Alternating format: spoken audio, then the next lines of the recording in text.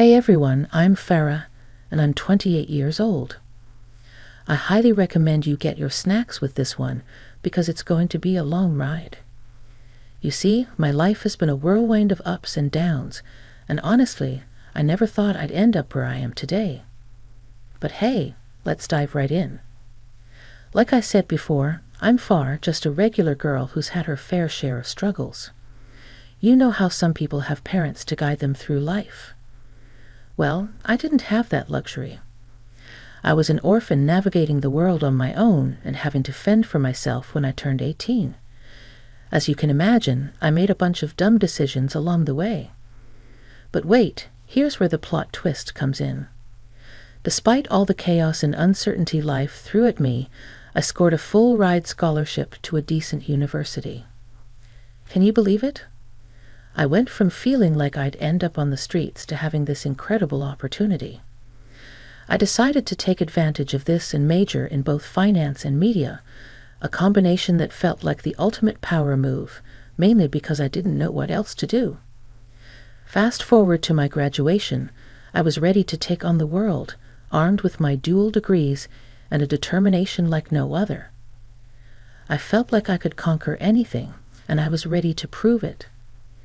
But as we all know, life loves to throw curveballs. Cue COVID-19, the global pandemic that flipped everyone's plans upside down. Suddenly, everything was uncertain, and the world was changing at an unprecedented pace. Like so many others, I had to adapt quickly. I knew I had to pivot if I was going to survive this. I began exploring remote job opportunities and diving into the world of online work. Turns out I had a knack for things like affiliate marketing and content writing. My background in finance and media turned out to be the perfect combo for this digital landscape. And here's where things get even more interesting. As I delved deeper into this online world, I realized I was onto something big. My hard work paid off, and I was rising through the ranks as a promising businesswoman. The more I learned, the more I earned. Not just financially, but in terms of confidence and self-belief. All right, folks, we're diving back into the story. And let me tell you, the plot only thickens from here. So, I was on this wild ride, conquering the online world with my affiliate marketing skills, right? Well, that's when I crossed paths with the guy who would change my life, Ali. At first, things were pretty great between us. We clicked, we laughed, and life felt like an exciting adventure. And here comes the twist. Within a mere 6 months of knowing each other, we decided to take the plunge and get married. Now let me just say, in hindsight, I realized we rushed into things way too quickly. Like, come on, 6 months is barely enough time to know someone's favorite color, let alone the rest of their life story. Don't get me wrong, though. Despite the whirlwind romance, I appreciate the learning experience. Every decision, good or bad, shapes who we are, right? So yeah, I learned a thing or two about slowing down and really getting to know someone before signing up for a lifetime together. Now let's talk about Ali's reaction to my work. When he first asked what I did, he kind of brushed it off, like, "Oh, that's cute. You're dabbling in some online stuff." Little did he know, my little online gig was about to blow up in a major way. I'm talking viral posts, the kind that sends your follower count soaring and your bank account doing the cha-cha. Suddenly, I wasn't just pulling in a few bucks here and there. Nope, I was raking in some serious cash. And guess what? I became wealthier than my own husband. Yeah, you read that right. And here's where the drama ramps up. Ali, bless his ego, wasn't exactly thrilled about the whole situation. Imagine this, a guy who thought my job was some adorable little side hustle was suddenly staring at my skyrocketing bank balance, and well, let's just say he wasn't jumping for joy. I could practically see his pride deflating like a balloon. Then one day, he approached me with this BS. "Hey Far, I've been thinking about your whole online thing." Do you really believe it's a sustainable career? What do you mean? I mean, don't you think it's time to consider something more stable?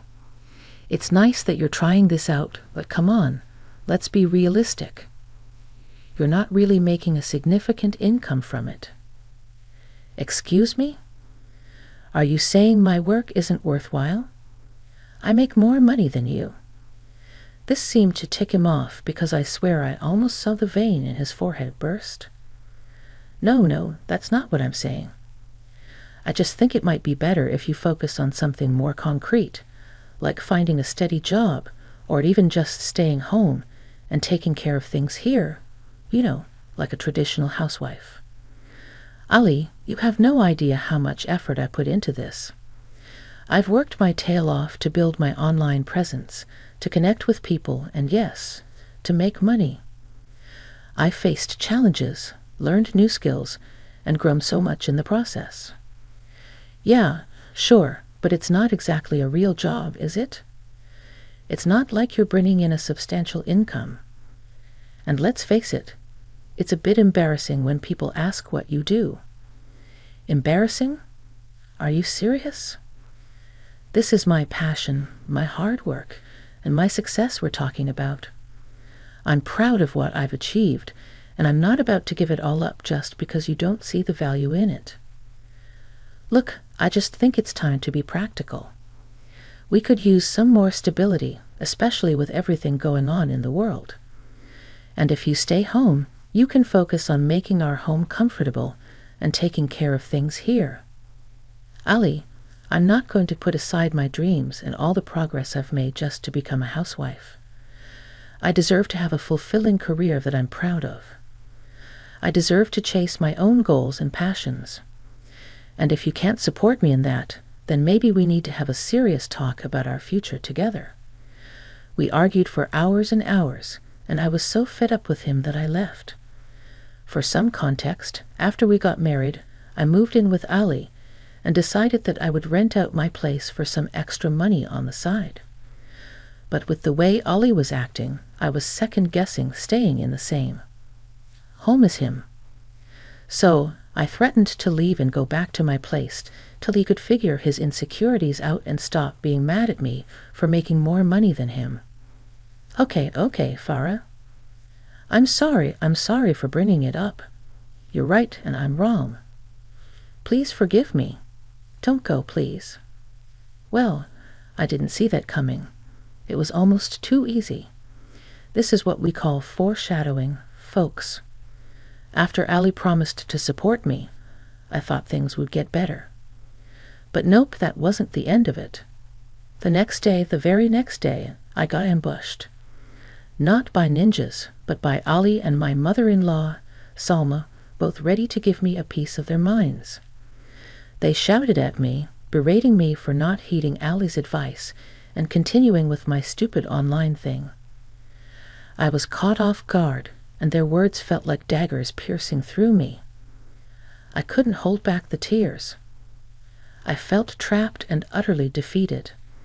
I had worked so hard to get here, to build my career and my life, only to have it torn apart by the very people who were supposed to support me. And it didn't stop there. They decided to make my life even more miserable. They loaded me up with household chores and tasks, leaving me with no time or energy to focus on my work. They were seriously determined to sabotage my success and break my spirit. As weeks went by, my revenue started to decline. My once thriving online presence was crumbling, and with it, my confidence and self-worth. I was living in a nightmare, trapped in a cycle of abuse and manipulation that I couldn't escape. Every day, I'd sit in front of my computer, trying to salvage what was left of my work, but the weight of their insults and demands was suffocating. I felt like I was drowning, unable to catch my breath, let alone regain control of my career. The worst part? I started believing their insults. I started believing that all I was meant to be was some brainless housewife. I was stuck between a rock and a hard place. On one hand, I wanted to pack up and leave, to go back to my own house and reclaim my independence. But on the other hand, fear held me back. I was scared of the consequences of their anger, of the unknown. I desperately wished things had turned out differently. I wished I could go back to the days when I felt invincible, when I believed I could take on the world. I thought I could handle it, endure whatever they threw at me. But there's a limit to how much anyone can take, and that day, that breaking point, well, it came like a freight train. Ali had pushed me to my limit. He'd been forcing me to cook, not just a meal, but a feast, only to reject it all and make me start all over again. I was cooking from 8 o'clock a.m. to 11 o'clock p.m., giving me zero time to work on my job. It was like a sick game to him, a way to assert control and keep me on edge. And on that day, I couldn't take it anymore. I stood my ground and told him to stop treating me like a servant, like I was there to cater to his whims. Well, let's just say he didn't take that well. He got angry, angrier than I'd ever seen him before. And then he did something he'd never done before. He hit me. That smack across my face was like a wake-up call. Suddenly, everything became clear. As I fell to the ground, I felt something snap inside me. It was as if I finally realized the extent of the abuse I'd been enduring. I looked up at him, anger and fear coursing through me, and without thinking, I grabbed the nearest object, a knife. I pointed it at him, my hand trembling, but my resolve unwavering. Far. I don't know what came over me. I'm so sorry. Please hear me out. Crap. Why did I just do that? His apologies fell on deaf ears. I'd heard the excuses before. I knew that once that line had been crossed, there was no going back. So, with a knife in my hand, I told him that I was done, that I couldn't do this anymore. I said I was leaving, and this time for good. With the knife still in my grip, I quickly went upstairs to pack a bag, gathering all of my essentials.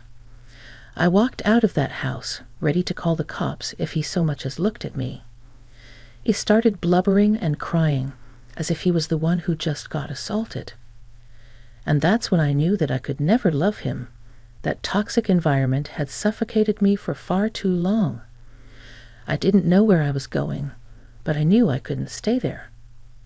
I drove back to my own house, which thankfully wasn't occupied at the time. It was the one place where I could finally breathe, and I wondered why I ever left in the first place. I sat there, tears streaming down my face, realizing the mess I'd gotten myself into. I had read enough self-help books to know that once someone crosses that physical line, it's not going to stop. And I wasn't going to wait around to see how much worse it could get. I knew I had to take charge of my life again, to reclaim the strength and independence I had fought so hard for. It was a tough journey ahead, one filled with uncertainty and fear, but at least I was on a path to reclaim my own power and break free from the chains that had bound me for far too long. I sat there in my own home, finally able to face the truth that I had been avoiding for so long. The reality of the abuse I had endured settled in, and I let myself break down. I allowed the tears to come, to wash away some of the pain that had been buried deep within me. Amidst my emotional turmoil, my phone continued to ring incessantly. Each call was from Salma.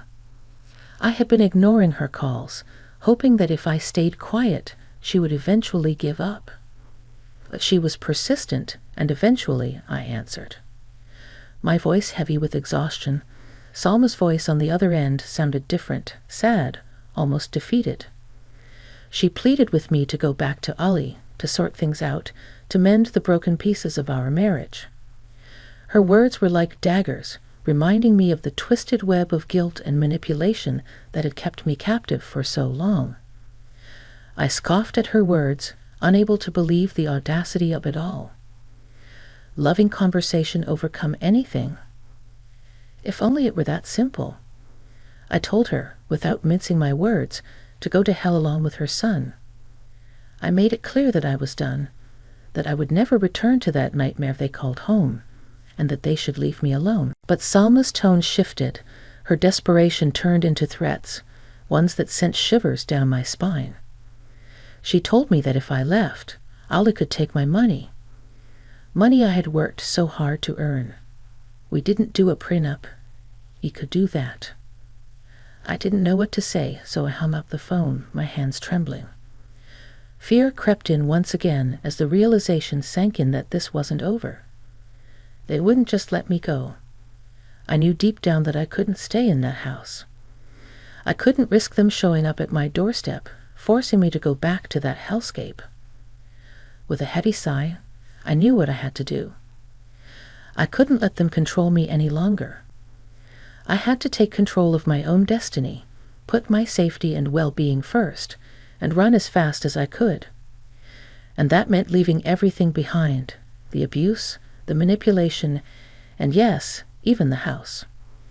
It was a terrifying decision, but it was one I knew I had to make to finally break free from the chains that had held me captive for far too long. I wasted no time in leaving that potential house of horrors. The next morning, before the sun even rose, I packed up what little I could salvage from that place. Clothes, shoes, toiletries. I was leaving everything behind, not wanting any remnants of that old life. The house was put up for sale, a chapter I was desperate to close with the help of a few supportive friends. I managed to find a buyer within a week. The relief was palpable. Not only would I finally have some financial independence, but I could sever that last thread tying me to my abusers. It was a fresh start I so desperately needed. I chose to move to a smaller town, one far away from the memories and pain of my past. A town with just 33,000 people, a place where I could disappear in the anonymity of a smaller community. The peace and quiet were exactly what I craved, a chance to heal and gather my strength for the battles ahead, blocking Ali and Selma on all fronts. I tried to create a distance between us, but the fear of them finding me lingered like a shadow. Despite that, I settled into my new life, working on rebuilding my online business and reclaiming my sense of self. Months went by, and I started feeling a sense of security in my newfound surroundings. And then, like a bad dream, Ali reappeared. He created new social media accounts attempting to contact me. The messages were a mix of anger, desperation, and manipulation, telling me to stop being ridiculous and to come back home. I was vigilant, blocking every new account he created.